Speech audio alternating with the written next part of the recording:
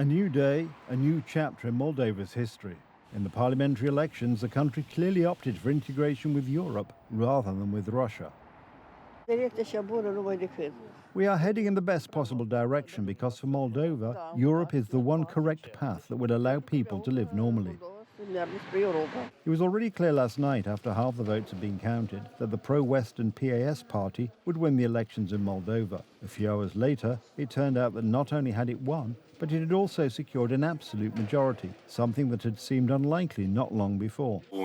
Looking from the outside, judging by the news I read this morning in the press and from our partners abroad, everyone is obviously pleased with this result and at the same time very surprised. I think that even the European Commission, which has been so open to Moldova, was very surprised.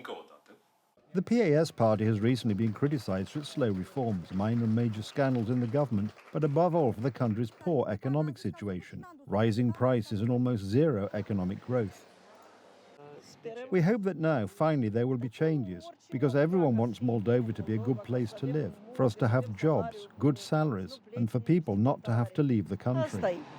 The defeat of the largest pro-Western party in Moldova would have been a failure for the European Union, which is often criticised also here for doing too little to convince Moldovans to integrate with the West rather than with Putin's Russia.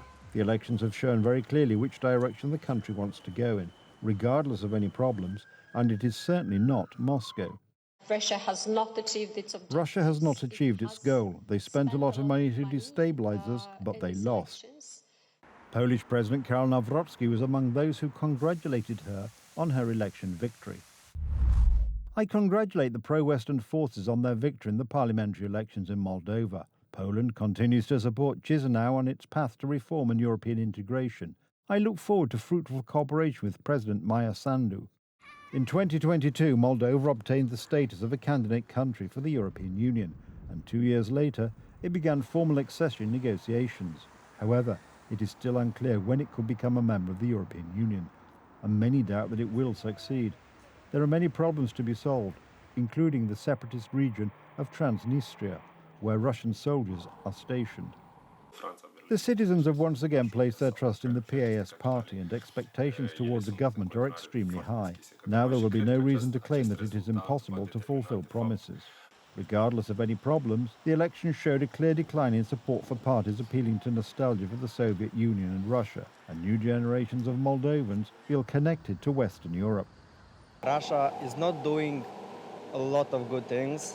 It's really bad, and from my parents' experience that lived with Russia when they were little, and my grandma and my grandpa, as I've heard, it's not good with them. And I want to go with Europe because I have a lot of family that is in Germany, Italy. A lot of young people started to go vote, me included. I voted for the first time.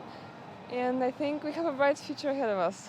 This electoral victory is an important step for Moldova towards the West, but it is definitely not the end of its problems. Post-communists are still a real political force here, and Russia is not giving up easily, hence the fears of possible unrest and attempts to destabilize the country by Putin's goons.